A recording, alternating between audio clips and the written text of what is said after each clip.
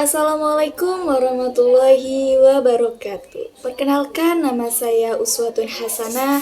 Saya dari Sekolah Tinggi Ekonomi Islam Al-Islah Cirebon, Prodi Perbankan Syariah semester 5. Nah, pada kesempatan kali ini saya akan menjelaskan isi dari sebuah buku secara singkat yang berjudul 5 Level Kepemimpinan dan 7 Prinsip Pemimpin yang Sukses.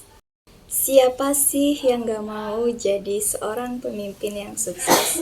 Saya yakin teman-teman semua yang menonton video ini ingin menjadi seorang pemimpin yang sukses. Begitu pula dengan saya pribadi. Nah, dalam video kali ini ada 7 prinsip pemimpin yang sukses. Tetapi sebelum kita masuk ke prinsip, kita masuk ke 5 level kepemimpinannya terlebih dahulu. Buat teman-teman yang sedang menjadi pemimpin atau yang pernah menjadi pemimpin, teman-teman bisa melihat teman-teman itu ada di level mana sih? Teman-teman itu ada di level berapa sih? Buku ini adalah karya seseorang yang bernama John C. Maxwell atau yang memiliki nama lengkap John Calvin Maxwell. Beliau ini adalah seorang pendeta, kemudian seorang pembicara dan juga seorang penulis yang berasal dari Amerika yang banyak menulis buku tentang leadership. Beliau ini lahir pada tahun 1947. Baik teman-teman semua, langsung saja kita masuk ke penjelasan. Jangan lupa tonton sampai habis. Semoga bermanfaat. Nah, ini dia judulnya teman-teman. 5 level kepemimpinan dan 7 prinsip pemimpin sukses karya John C. Maxwell. Nah, di sini ada 3 pembahasan. Pertama yaitu pengertian leadership menurut John C. Maxwell. Yang kedua yaitu 5 level kepemimpinan efektif. Dan yang ketiga 7 prinsip pemimpin yang sukses. Langsung saja kita masuk ke pembahasan yang pertama, yaitu pengertian pemimpin menurut John C. Maxwell. Jadi, kepemimpinan menurut John C. Maxwell sendiri adalah kepengikutan. Kenapa disebut kepengikutan? Karena yang menyebabkan seseorang menjadi pemimpin adalah jika ada kemauan orang lain untuk mengikuti. Kita tidak bisa memimpin tanpa adanya pengikut atau tanpa adanya anggota. Itu sama saja seperti kita memimpin diri sendiri.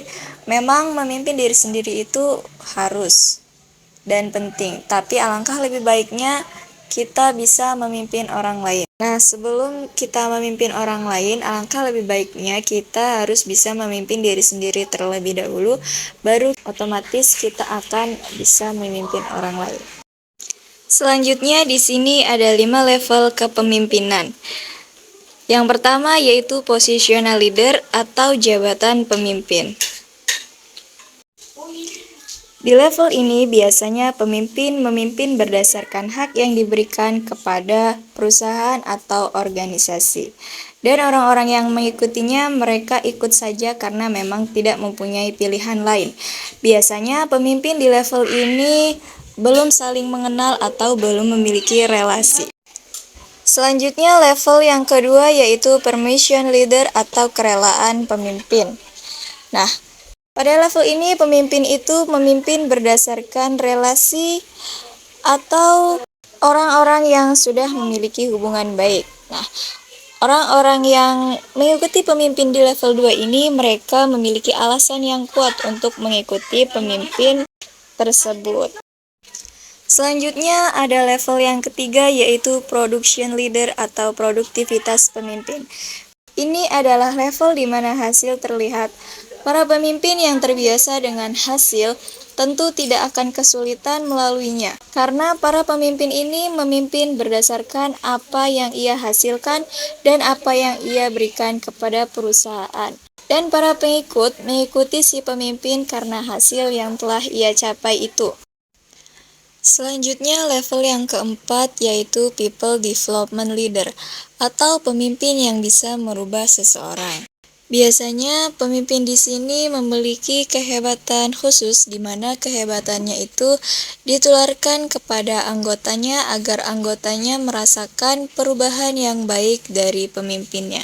Nah, level yang terakhir yaitu pinnacle leader atau puncak pemimpin. Biasanya seorang pemimpin ini sudah melalui atau melewati keempat level tersebut dan sudah memiliki kemampuan atau keahlian yang khusus di bidang kepemimpinan seperti public speaking, relasi, dan lain sebagainya. Baik, selanjutnya ada 7 prinsip pemimpin sukses. Yang pertama yaitu pemimpin mampu menjadikan segalanya nyata. Nah, pada prinsip yang pertama ini, pemimpin harus mengutamakan action.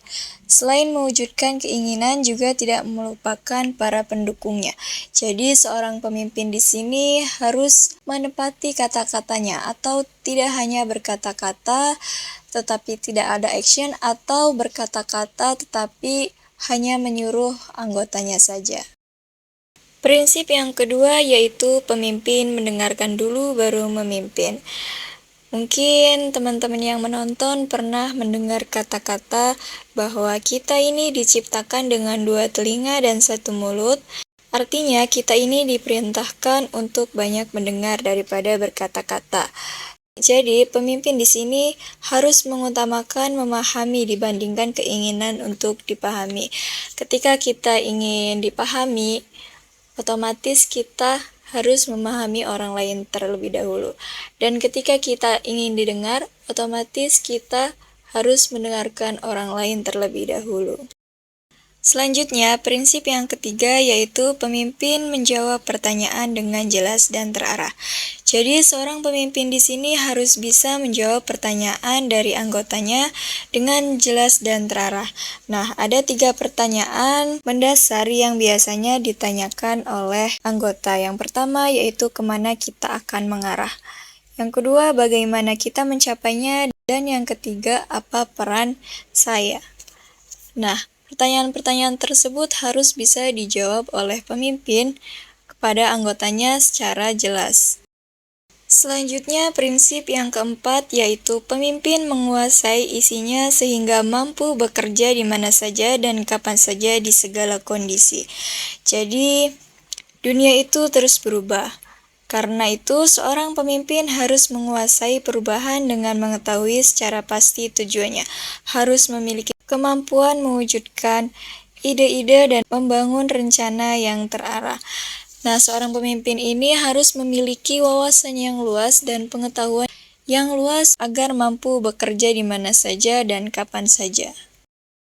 Selanjutnya, prinsip yang kelima yaitu pemimpin selalu penuh keingintahuan.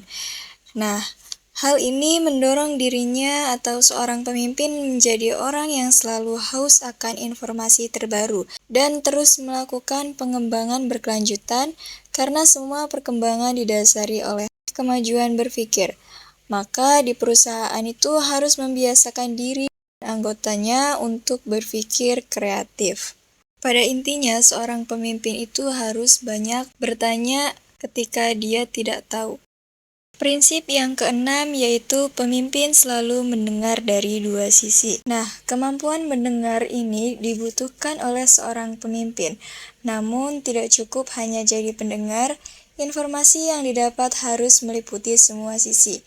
Ia harus mampu menggali dan mendengar dari sisi lain sehingga bisa melakukan tindakan yang objektif. Kemudian prinsip yang terakhir, yang ketujuh, yaitu pemimpin pasti selalu memiliki persiapan, dan persiapan. Nah, ada satu pepatah mengatakan bahwa jika Anda gagal membuat rencana, maka Anda sedang merencanakan untuk gagal. Artinya bahwa persiapan menyeluruh dimulai dari rencana yang matang dan tindakan yang terarah akan menjadi indikator pertama tentang sukses tidaknya kepemimpinan kita. Persiapan adalah ilmu untuk meraih kemenangan, oleh karena itu seorang pemimpin harus menyiapkan segala hal yang termasuk dengan rencana cadangan agar mampu mencapai tujuannya. Orang yang memiliki persiapan dan orang yang belum memiliki persiapan tentu akan terlihat beda dan tentu akan berbeda juga hasilnya. Nah, mungkin hanya ini yang dapat saya jelaskan. Mohon maaf apabila ada kata-kata yang salah, baik dalam segi materi ataupun ucapan. Wassalamualaikum warahmatullahi wabarakatuh.